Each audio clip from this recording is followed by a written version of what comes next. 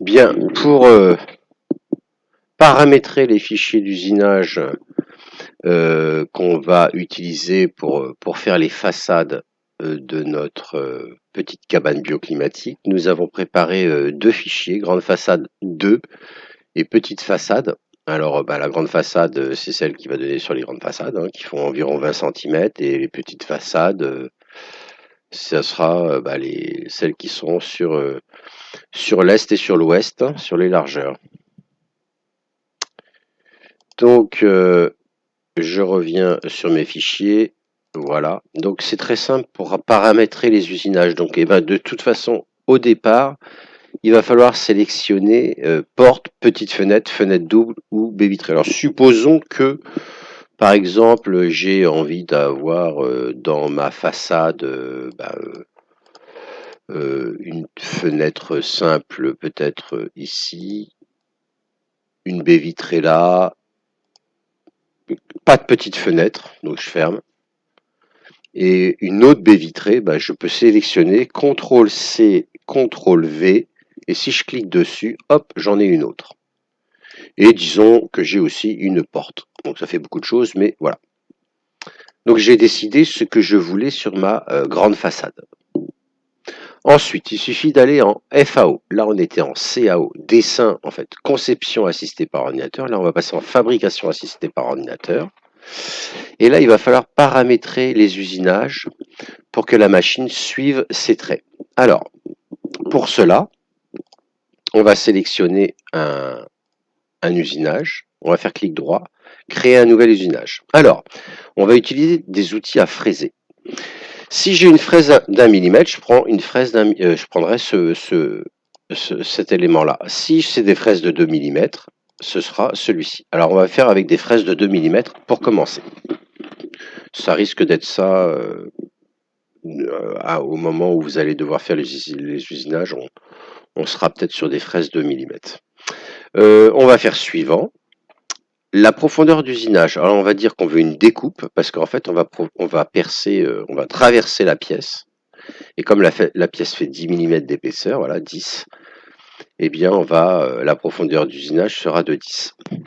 Ensuite, le trajet de l'outil. Nous, on va lui demander un contournage intérieur, c'est-à-dire qu'on va lui demander qu'il contourne à l'intérieur comme ceci, pour avoir juste les dimensions de la porte que l'on a dessinée.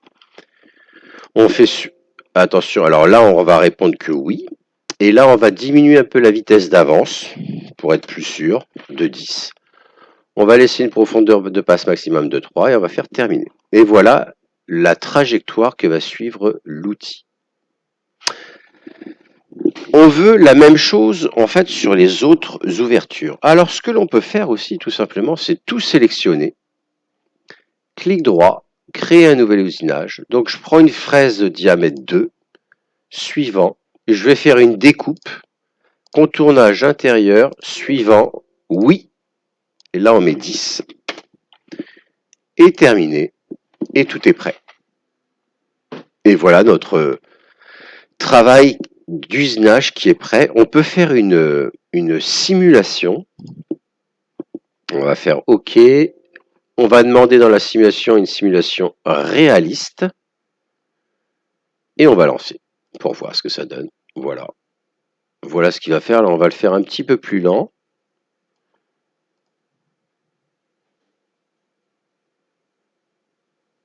Voilà, il va faire 3 passages à chaque fois. On ferme. On va vérifier les usinages. Modifier l'usinage, tout voir. Suivant, suivant, oui, ouais. Profondeur de passe maximum 3, ça veut dire qu'il va passer de 3 mm à chaque fois. Donc pour atteindre les 10 mm, il va devoir faire 4 passages. Voilà en fait ce que nous montrait la simulation. On peut la revoir. Réaliste, lent. C'est parti. 1, 2, 3 et 4. 1.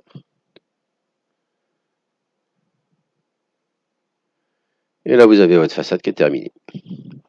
Voilà, c'est tout. Et pareil pour les petites façades. Donc maintenant que j'ai réalisé les fichiers d'usinage pour réaliser mes façades sous cette forme dans du liège, donc faut que je parte je vais aller chercher dans les matériaux une bande de liège comme ça qui représente le brut qui va être placé sur la machine numérique. Donc ce brut, il faut que je le découpe à la bonne dimension. On a vu que les murs, ils faisaient en façade sud et nord 1000 cm, c'est-à-dire à l'échelle 1/50, donc 1000 divisé par 50, 20 cm. Donc je vais tracer 20 cm. Je vais prendre mon équerre. Voilà. Alors le moyen pour découper le liège, ça pourrait être un coup de cutter aussi, mais aussi on peut prendre les petites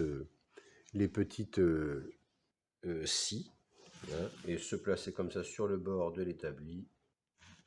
Voilà. Et on coupe tranquillement. C'est moins dangereux que le cutter. Et ça se fait très bien. On n'est pas obligé d'aller jusqu'au bout. On peut à la fin finir comme ça. On a notre plaque qui est prête. Et bien pour qu'elle puisse aller sur la machine, il faudra donc mettre 2 bandes de scotch double face que l'on coupe de cette façon-ci. Voilà. Comme ça, notre plaque de liège est prête à être usinée avec notre fichier. Alors le fichier qui sera amené sur les ordinateurs, si on est sur le robot 2, on peut amener le fichier par le réseau, par le dossier technologie qui est sur le bureau. Et si on est sur le robot 1, on devra amener son fichier avec une clé USB car l'ordinateur n'est pas relié au réseau.